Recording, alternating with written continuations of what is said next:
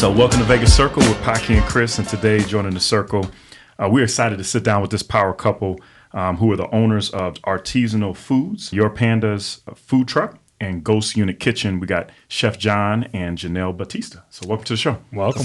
Guys, thank you for having us. It's great to have entrepreneurs like yourself. This is really why Chris and I built this podcast, is because you guys are building multiple businesses, and it'd be great. We can be able to get into a lot of content and how you guys have done that. But from my understanding, you guys are originally from New York City, moved out here about 4 years ago. Yeah, NYC, Queens. What brought you guys here, man? What made you move to Las Vegas? So back in 2004, I originally moved here when I was a single guy. Mm-hmm. I lived here for about 3 years, and right before the recession, the crash, mm-hmm. I got influenced to go back to New York because that's where all my friends and family and everything that I knew mm-hmm. was. So I ended up going back to New York, but I think it was a godsend because that's when I went back to school to, in the pharmacy world, because my mom was pushing me to go back in the medical field. That's where all the money is and all that good stuff. Yeah. And I ended up meeting her.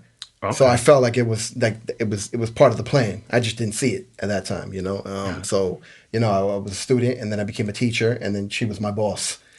That's hilarious. How funny is that? Yeah. So we're talking about working together as a couple. Yeah, we started from the beginning, from the get. Oh, we'll definitely get into that. At least you knew you could work together. Yeah, right. Yeah. How was the experience of, we'll sidetrack a little bit. So she was your boss before you guys started all these businesses? Yeah. Yes. Yeah. Wow. What were you actually doing? What were you working together at? So I was a program director in pharmaceutical management. Okay. And then I was a lead instructor, and I was in the pharmaceutical program. Okay. Chef Jon at that time was Jon Batista to me, John B. Yeah. So he came in as a student to enroll in the program. Now the program is all adults only. Okay. Over 21. Okay. So it's no funny business. No funny business. We're both aged. It's not like he's sleeping with the boss or the teacher or any of that stuff. It's all fun. So he was, he came into school, enrolled in 2009. About then. Okay, 2009 he came back to Vegas, to New York from Las Vegas. Late 2009 he came back. 2010 he enrolled in school, and we just hit it off from day one. Actually, day one we didn't hit it off. I don't know about day one.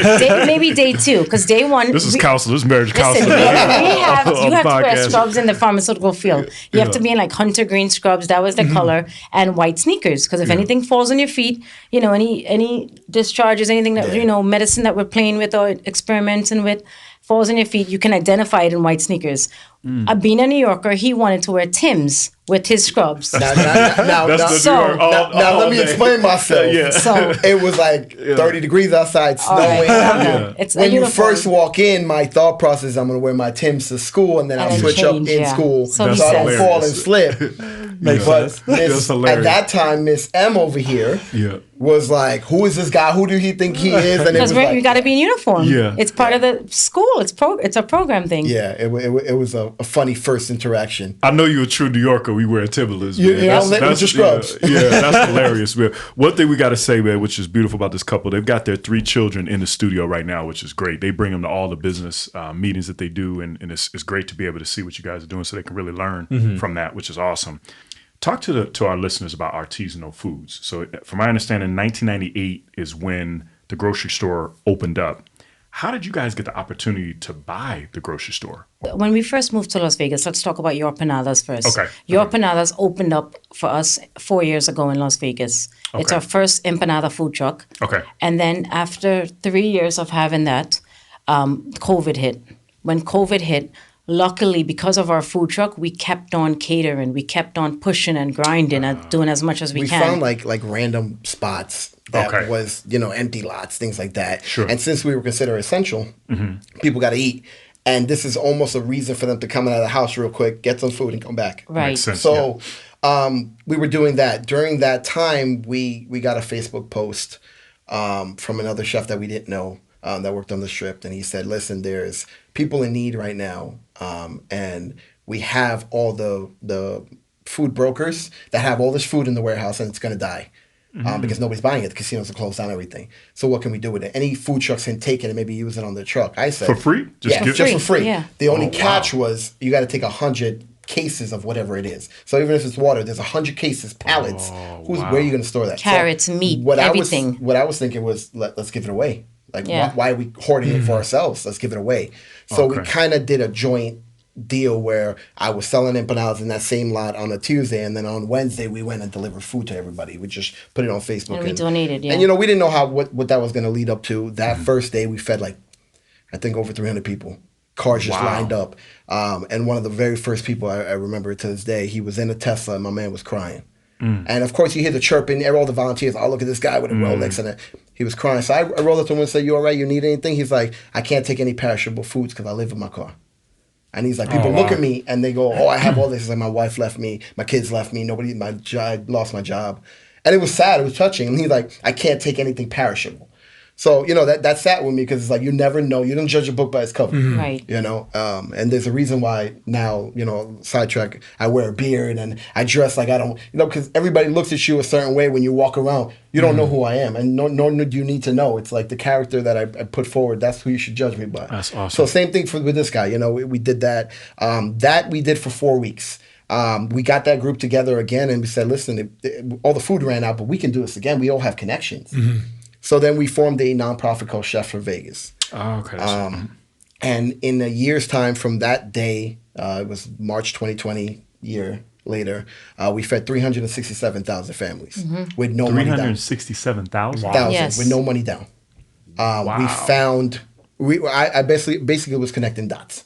That's all it was. They have food, they have the means of transportation. That there's a need over there. Man, I gotta stop you. I gotta applaud you guys. 367,000 people that's very, very serious. That's amazing. That's There's awesome. a period when people really needed that. And I think that's what goes a long way is when, people, it's easy to take advantage when things are going well, but when people need it, you need people to step up, and it sounds like you guys really did that. Yeah. That's beautiful. To be honest, though, it was cool. It was good while we were doing it. It's very rewarding. But to me, our mindset was, it's not enough, man. It's like, we're feeding them on Tuesday. What about Tuesday night? What about Wednesday morning? What about? It's not enough, and there's so much money out there in the culinary world. You got to think I'm not knocking the casinos or any other restaurant because those are the rules. When you don't sell something or it's sitting out for 4 hours, you got to throw it away.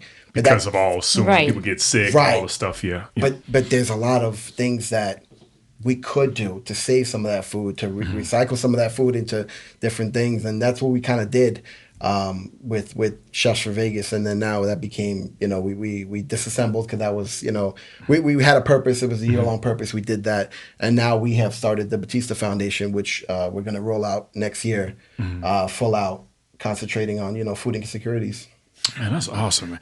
That is just starting off with that, just being able to break down the foundation of kind of how you guys got this together, and then you ended up buying the grocery store. Right. Yeah. So when did that come together, I guess, as Sarah So during the pandemic, we were distributing food, produce bags, protein bags, and carbs. So everybody got 3 bags when they came to our site. They got protein, they got produce, and they got a dairy bag. So each family, no judgment, they just got it. I didn't ask them prove anything. None of us cared. None of the chefs cared. None of the volunteers cared.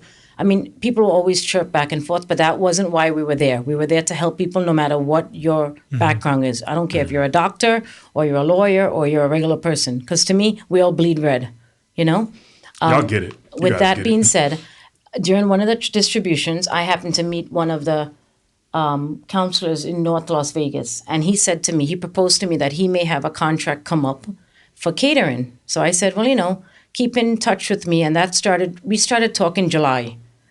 And I'm very passionate about following up with people. So with that being said, is every week from July all the way until we got the final contract in December, every week I would say, hey, it's Jinelle from Your Panadas. Just checking in, is anything with the government contract? Because we would love to do your catering for you. I think we started late December, and it took us all the way to late December of 2020, and we got that contract 2020 was COVID.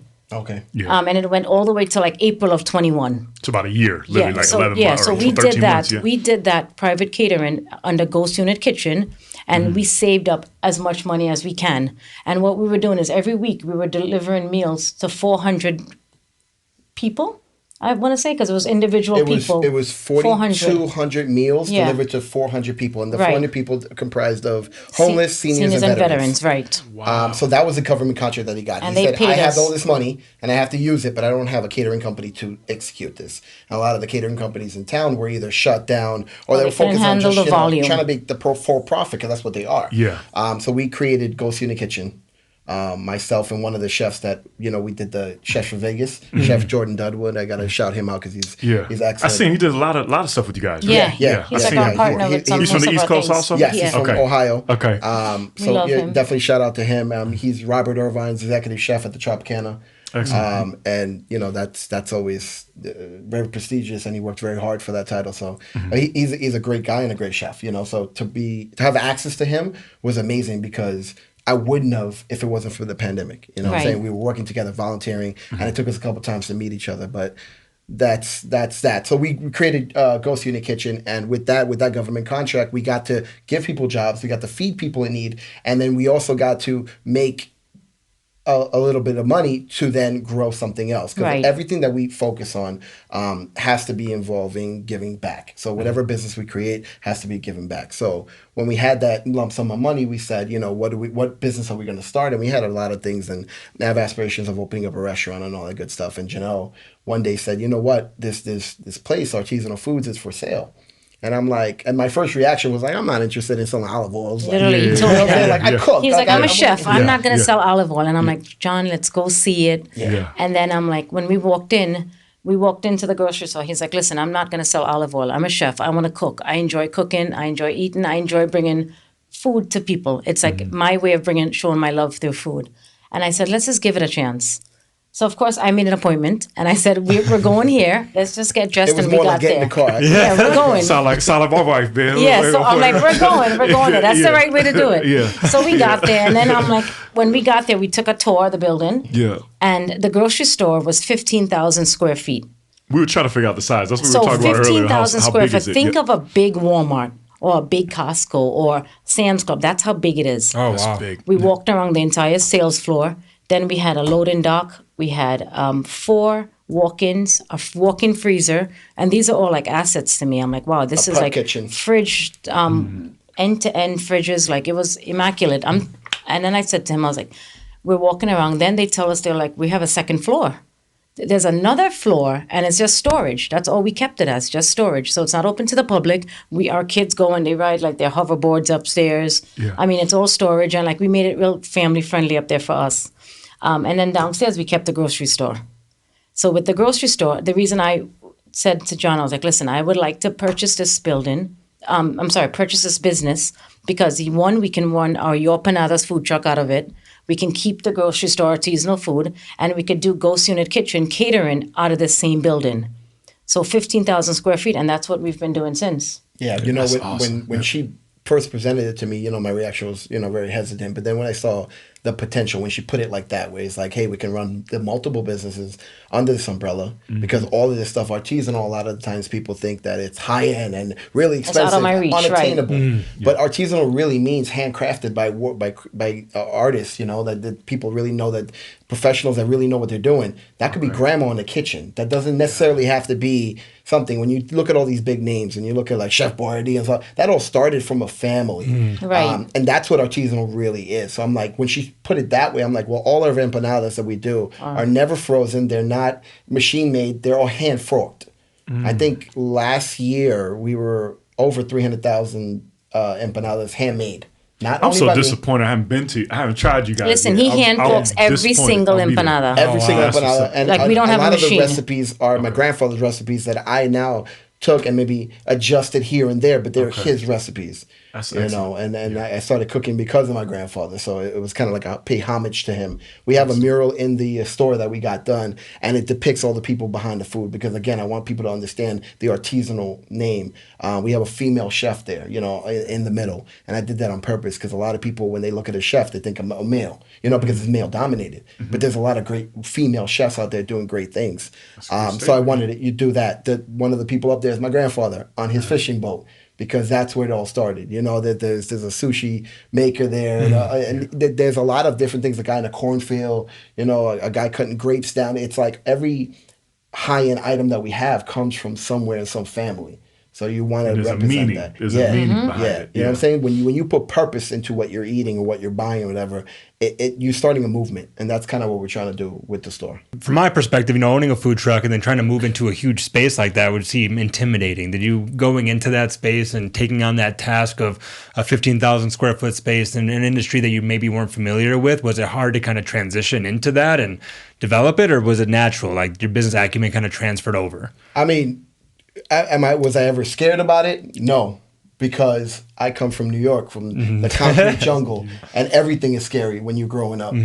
So fighting things that may not necessarily make sense on paper makes perfect sense to me. And I've always gone against the grain. One of my favorite poems is The Road Not Taken by Robert Frost.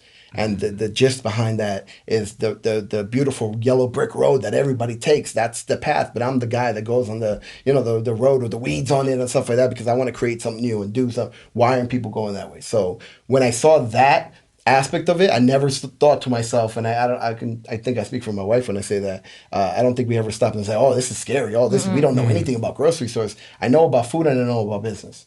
So a lot of this stuff does transfer over. She was in pharmacy, she was like accounts receivable, and she brought millions of dollars into that pharmacy of past due bills and all that stuff. And so we understand how to work it. At the end of the day, it's just commerce. You know what I'm saying? It's like we were talking about before we even started. You were saying in the studio, it's like you want the ball. You want to be able to make the decision. That's right. Versus working in the corporate world where you were talking about earlier. That's right. And I'm never afraid of failing, because failure is just a one step closer to winning. That's true. If we do something that is not correct, it doesn't work for the business. When you look at like a lot of these things, we just ate it In-N-Out. And I'm looking, they've been around since 1930 something. Yeah. Okay, yeah, they made mistakes along the way too, but it's about the longevity, how long you stay in the game. Right. And we're focused on doing that. So every business that we open, it's about the long term. And every decision that we make is about how would this affect 5, 10, 15 years from now. You actually jumped ahead of one of my questions I was going to ask you. Is it like when you're looking at a business, it's not just the ROI. It's you're looking literally longevity, long term. Yep. And then are you looking just in Las Vegas, or are you guys looking at other markets also? Oh, no, we want to multiply. Okay. Being from New York, we want to maybe open up an Artisanal Foods in Miami, in New York, in Canada, in Quebec. You never know. Yep. In LA, Texas. I told him, I was like, listen, if we can open up this same location in multiple places, even in Las Vegas. Right now, I would say it's a disadvantage, not even. People don't know of us right now so much. Artisanal Foods is located on Trop and Eastern. A lot of people don't technically always come there. Sometimes I get a lot of people that come from California. And some of my high-ticket items that people come for is foie, Wagyu, and caviar. So those are my high-ticket items. Don't get me wrong, but I also sell olive oils from local places here. I have a local vendors that come in and sell up to yoga mats, CBD products, microgreens. I have the towers that are in there. So we have people that I get stuff from Spain, from Italy, and locals. So I try to offer something for every single dynamic that can come in there. Yeah. Someone came in the other day and I had a Heinz ketchup, and then I had ketchup from like Italy. And they're why do you have different things? Like Heinz doesn't belong here. And I said to them, Chef Jon was like, well, listen, when you come in and you're looking at ketchup, you want to have a familiar brand. But then again, you may come in and say, you know what, let me try this one from Italy. I may not know all the words on it, but it said ketchup, and let me try it. And then guess what? That person will come back to buy. And that's how.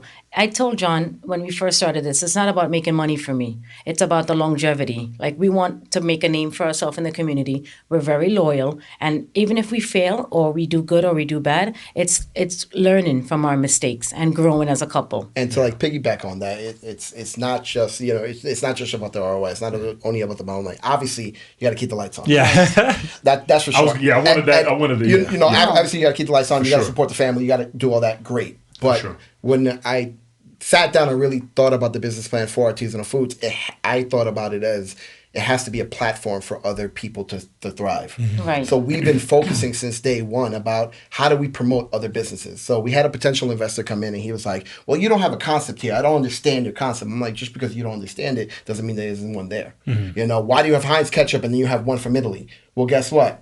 The one from Italy is a well-known brand, but what about the Las Vegas Jon ketchup that I'm putting on the brand? He never had a chance to sit next to Heinz ketchup because getting into a big box store is a lot of money. It's a lot of real estate. It's you a have lot to of pay risk. for shelf. Because I don't think a lot of people realize when you pay to go into like a Walmart or Target or whatever, you're paying to get in. Real estate. Okay? Then you pay for the shelf. The bottom shelf is this, the middle shelf is that, the top shelf is that. And then if it doesn't work, they ask you to discount it and you're taking the loss. And they want at least 3 pallets first. Right. And then they want another run very shortly after.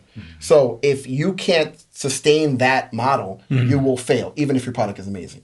There's a lot of amazing products. And the overhead's got to be high. It is. Extremely high. It is. And you know, maybe their packaging isn't right, but your marketing is okay and your food is good. There's a lot of things that have to be on point for it to work.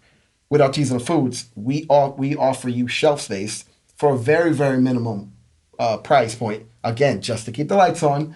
But we're also helping you. So when we market, we're marketing you as well. Yeah. So local flower shops, the yoga mat girl that also donates trees in Israel every time a yoga mat is sold. We have a company, a nonprofit that came in, and he's focused on the kids, learning about different produce and stuff like that, growing out of towers. We're in the desert. Nothing grows in the ground. So he has the movement tower to table, you know. So we are partnering with that. If they succeed, then we will too. Yeah. It's not about us first, though. So we don't always like to be the forefront of everything and waving, you know, shaking hands, kissing babies. We don't have to do all of that because we let them thrive. Yeah. For example, you guys got a purpose, man. Yeah, we're offering a platform, so to speak. And you guys too. It's a mixture because you guys have chefs there that the customers can actually talk to. Literally, yeah. And you can actually get your food made there. Yep. But then I also saw you guys have a pool table inside the grocery store, so A you guys pool have table. tweaked the whole kind of an art concept of being able to enjoy yourself while you're there. Yeah. I mean, food is art. What we do, you know, what somebody does on a canvas is what we do on a plate. Okay. You know, it's the same concept. And with my team, growing that team through Grocery in the Kitchen, when we transferred over to here, they all looked at me like, we're used to being in the kitchen. Now you have me on the sales floor. I don't understand what you want me to do. I'm loyal to you because I love you, but what are you asking of me? I'm like, trust me. And I built that rapport with my guys that they just kind of follow my direction, even though I don't make sense. I know there's a method to the madness. And some of them, you know, one guy, shout out to Chef Vince, he, you know, comes in, pours a cup of coffee, walks around. He looks like a regular employee, like a regular sales customer. And he's like, hey, what are you buying? Oh, well, I'm buying this pasta. What are you making? Oh, well, I'm actually a chef. I can help you. Oh, yeah, well, you can sear it like this and saute that. And they're like, oh, my God. Cheese, that's right? cool. Number one, he's upselling without even noticing because that's not the game plan. It's happening organically. But the experience is what is most important to us. And the customer service. Yeah, they can come back miss the again. customer service, yeah. You know what I'm saying? That's an awesome concept. I'm upset that I didn't know about you guys till now, but I'll definitely be able to go over and support you guys. You guys being a married couple, we touched a little bit before we started. Can you kind of share how you build your business, being, you know, 3 or 4 businesses you guys own? How do you guys build that together and kind of keep the marriage and everything right and not drive each other crazy? I still drive him crazy, right? Every day. Every day. Yeah. Keeps it exciting. There's never a dull moment. No, you know what it was? It started out like my decision. Like I just kind of like made that decision at one point when we got together and we had our first son. And I was like, you know what? I'm done. I can't do this anymore. We were working in school together, and I love my students, but my passion wasn't there, you know, because I really wanted to cook. I really wanted to honor what my grandfather instilled into me, the values and everything. And I couldn't fully do that with my students. I still have contact with my students now. They all love me. They'll call Mr. B and how you doing? And they're grown now. They're adults with kids and families and everything, but that wasn't my passion. So at one point I said, you know what? Let me go ahead and start a business. So I started the Empanada concept. Now that's, again, talking about risky. You're in New York City, in Queens. There's empanadas every single bodega that you turn to. Everybody's grandmother does it. Yeah. Every culture feels that they do it the best. The Argentinians, Colombians, and everything. So I'm coming out with a fusion. Like, oh, you don't know what you're doing. That was, you know, risky in itself. And also I got the backlash even from my own family. You know, your wife is out there working and you over here hanging out at home. But I was actually creating a brand. You know, and people didn't realize that what happens behind the closed doors. You know what I'm saying? Like, I was building the logo, building the brand, building the color scheme, the recipes and all that stuff. I was doing that. And, you know, my wife, again, was like, I don't know what you're doing, but she was always there. And I got to say that we wouldn't be where we are right now if we weren't on the same page when it comes to the important stuff. You know, so, you know, we started selling in a local market. We went up to Spanish Harlem. And I mean, if I can make it there, in my mind, if I can make it there, I can make it anywhere because there's empanadas everywhere. In every corner. In every corner. There was multiple vendors with empanadas. Yeah. So I was like, this is what we need to do. And that's where it started, where I realized that, I can work with her. Because at the end of the day, we drive each other crazy. But when it counts she does things that I hate to do, and I do and things vice versa, right? Yeah. So it's a great. It kind of just fit. But if it didn't feel right from the beginning, we probably wouldn't be sitting here right now. Right. Because a lot of people can't work with their spouse because they have that mentality. I love y'all's mindset, man, of how you guys are doing everything. What's like your biggest failure you think you guys have kind of hit the wall with or dealt with building these businesses? Maybe one thing that I think that we can improve on maybe would be marketing. I think when I first started off in Las Vegas, no one knew Jinelle. People didn't know Chef Jon, from a hole in the wall. Yes, we opened up the first empanada food truck and we fused our cultures, Dominican, Trinidadian, Puerto Rican, Panamanian, and we brought it out here. As far as not failing, but not being prepared, I didn't set aside marketing.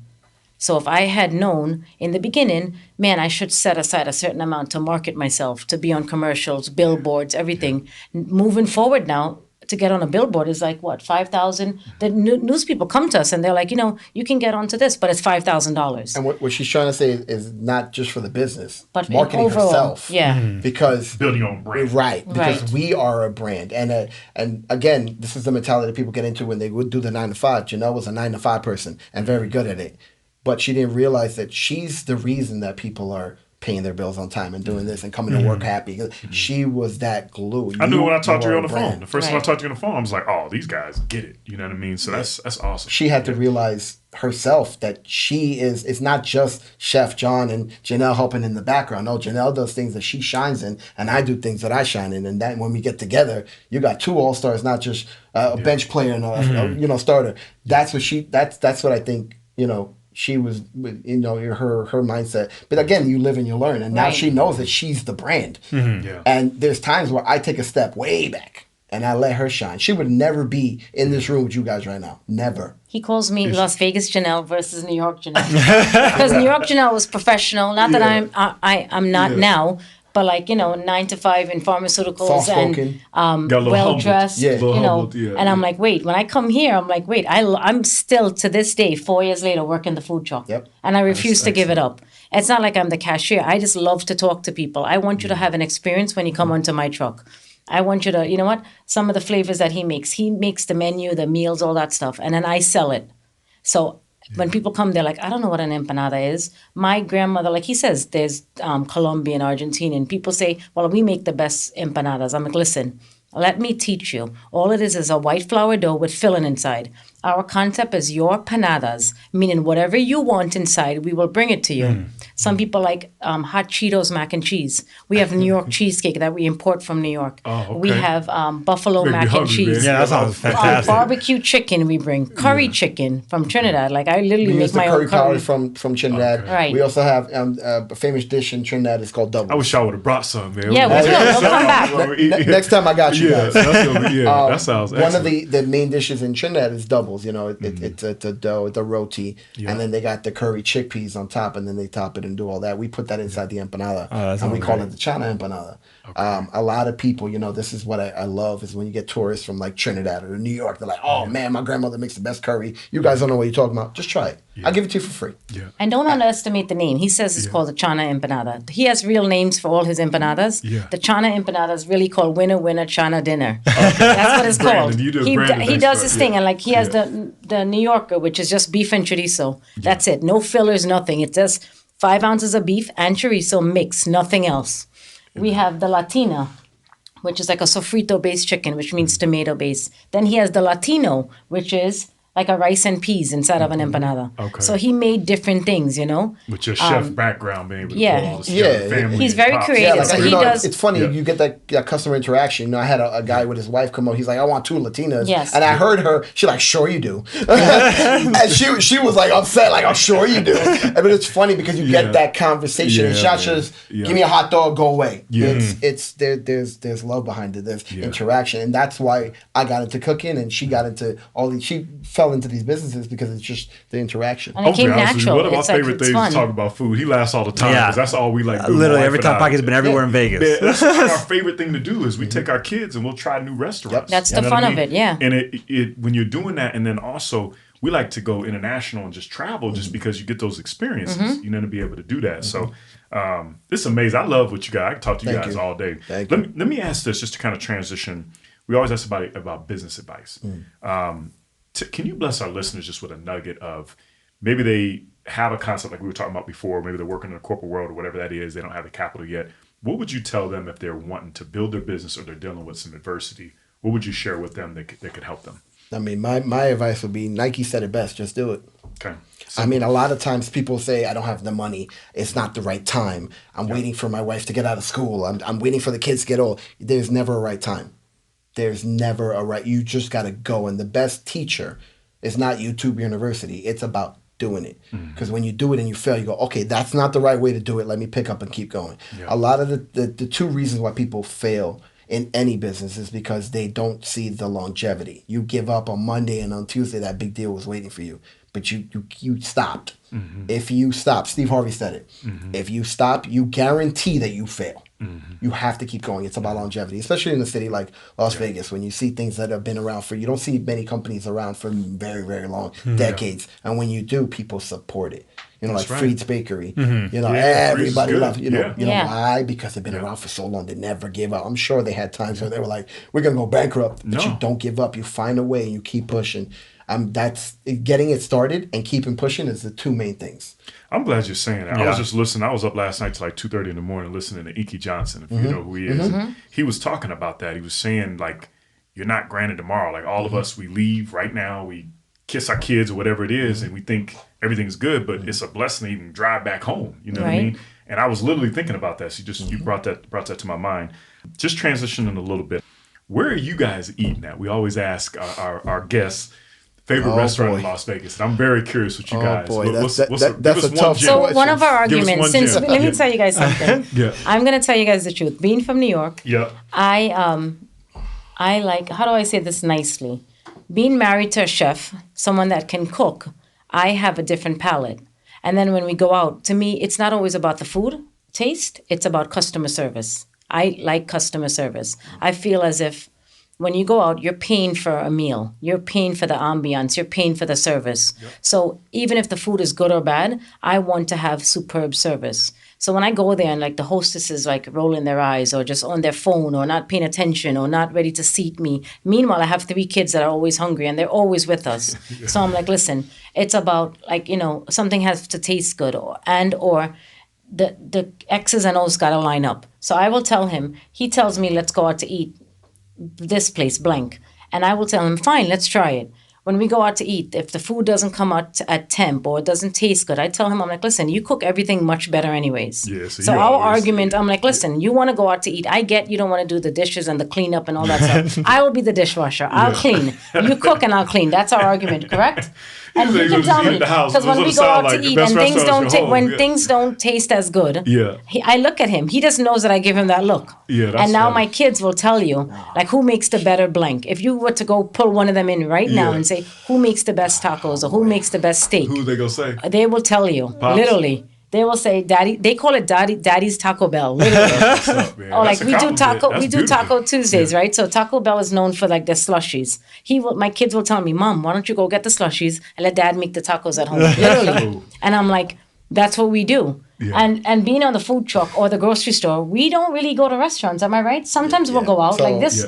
Past week or two. So in a marriage, you there's always conflict, there's always argument. What I tell her all the time is that before we own the business, we own the business. And she's like, what do you mean? I'm like, because our marriage is a business. It's 2 people from different parts of the world, from different. I love your honesty, man. You know what I'm saying? True. Like, if we can't make this work, because it deals with dealing with other people's personalities. It's dealing with different mindsets, dealing with daily struggles, dealing with financials. If you can't get that right, you can't own a business. So I'm like, if we got this on lock, we can definitely do something else. And that was part of the reason why we started businesses. But fast forward to now, most couples fight about, different things.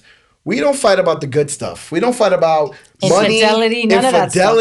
No. Yeah. Who let the toilet seat down? No, we fight about food. Okay? That's hilarious. Literally. You're a true New Yorker. Then. Yes, we fight about food. We fight about food because whatever is not a menu item. So when I ask her what do you want to eat and she says whatever, I know what she means. It's not that she doesn't care what she eats. If I'm not cooking it, she doesn't want it. I'm not saying that I'm the best chef in the world, but you put love into it. And she's right. When we go to restaurants, whatever it be, maybe we get a lot of bad service. And I think now... Which is disappointing in Las Vegas. Right. Exactly. That's why I bring the best service on the food truck. Well, most people don't understand. After the pandemic, right? The pandemic taught a lot of these corporations that I can run a business with less people or less qualified people. That's what it taught them because the takeout market was growing and it's still growing. Yeah. We have now trained people to say, I'm hungry, where's the app? As opposed to, I'm hungry, let me go sit at the local restaurant and see Susie in the background. And no, you don't get that anymore. You don't get that personal touch anymore. You get the app. So what they did was they brought people back, but they didn't put them in their old spots. So, for example, a casino would say, Joe is working on bacon at the buffet for 40 years. We're going to bring Joe back, maybe for the same price, maybe not, whatever the case may be, and we're going to put him in the EDR cooking steaks. Yeah. Joe doesn't know how to make steaks. So Joe's going to keep working because Joe needs his money. But is he making the steaks? No, he wasn't trained properly. He's just doing it because he's got a living. Yeah, that's right. And that's what happened with not just Vegas, but all over the world. So the food quality, I feel that has dropped significantly. Yeah. Of course, there's some stars out there. Yeah. There's some gems that they're still doing it, but it's sad because a lot of the restaurants that you think are supposed to be this is a chain. It's supposed to all taste the same. It's just okay. It's okay. And then or when you go somewhere and the food is great, and you're like, oh man, and then the waitress is like attitude-y. You know what I'm saying? Like she don't want to be here. It's like there's a time where you just go, I don't want to do this anymore. And that's where my wife is at right now. Where she's like, we need to open up our own because like we just went to Red Lobster the other day on was it Flamingo and Eastern? Yeah, on Monday night. Again, Olive Garden. Red Lobster. Nothing crazy about the menu, right? No. We go there for a guy named Jesus. He's a waiter there. I think he has Monday, Tuesday off, or Tuesday, Wednesday, whatever. Every person that goes in there and sits in his section is greeting him with a hug. How's the kids? How's the wife? Oh, that's wild. That and never happens anymore. That's why I would go to a restaurant. Literally, ask him. I will say, let's go there. Yeah. Before he even comes to greet us, there's 3 waters with the lids on it and kids' cups for my kids. So he already knows extra bread. I got you, no problem. Like he just knows those things, and he sees thousands of people every week. Yeah. For him to remember what we like or what we always, that's the personal touch. You know why? Because he loves his job. And even the managers are like, people have come in here, restaurant owners, and tried to pull him away. And he says, nope, this is home. This is where they treat me well, and I'm going to treat my customers well. I'm going to keep coming. We don't have enough of that anymore. And I think with the inflation now and things like that, everybody's worried about the bottom line. But when it comes to food, the love is what makes a difference. Yeah. And I think that's why I stand out so much now in this climate is because I put the love into it. When people ask me, what's his secret ingredient? I'm like, love. If he doesn't have love to cook up to, and it doesn't matter what I price my empanadas up, I will have a line of 40 people waiting there because it's how he puts that extra love in as his secret ingredient. And when people say love, people, listeners don't really understand what that means. Love is like I'm tasting it every step of the way. I'm taking that extra step to marinate. As opposed to just throw some chicken in there and it'll taste the same because you throw sauce on it. No. That there's especially when it comes to international food, there's the juices. When Grandma was cooking, Thanksgiving dinner, she didn't start on Thanksgiving Day. She started 2-3 days earlier, prepping stuff and doing. Sure. That's what matters. Instead of just using regular butter, you make a compound butter and you put that in the fridge, and I'm gonna use that for steaks and little things. It's not hard. But a lot of times, especially with chains or people that are trying to grow, a chain of restaurants, they want to cut corners. What can we do? What can we get frozen? What can we get? And it tastes different. Yeah. And that's really what it is. Y'all get it. Yeah, that was very I can literally just hear y'all talk, but y'all need to have y'all's own podcast, man. Talk about how you guys do everything. But what could you leave us with? Anything else that we forgot that that you guys want to share? You guys are amazing people and got great minds. Well, I'll say we have in Artisanal Foods we have a Caviar Ball Pit that everyone is. I saw pictures of that. Caviar Ball Pit. So Chef Jon went and bought like a 12 feet cylindrical ball pit. So it's a cow trough. Okay. Literally. And she's great at finding odd things. So I just kind of go, I want this. I saw a picture. And then she just goes, gets it on sale. You know what I'm saying? Like she's a great buyer when it comes to things like that.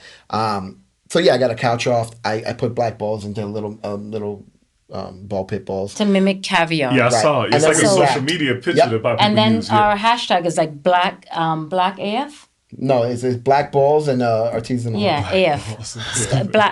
Black balls, I'm sorry. And then we have hashtag AF. So when people come in, adults, kids, everybody just jumps in the ball pit. Literally, cool. And they take pictures. So you can come into a big adult-sized caviar ball pit. Oh, how funny. Cool. So that, I mean, come by the store, say hello. Yeah, so now we learned. Yeah. Come by the store, say hello to us. I have an open door policy. Everybody's welcome to come in. As far as your advice, my advice would be like, never give up. If you want to try, there's only one way to go up when you're on the bottom. So that's how you learn. It's okay to fail. It's okay to hit the walls. You know, that's how I learn, literally. And just be who you are. It's okay to be good or bad, you know, have up days and bad days and good days, etc. But never give up. Just keep on going. Yeah. It's an absolute pleasure to have y'all on, man. We got to keep y'all posted to do that. Where can people reach you guys at? What's the social handles of so it's Your Panadas.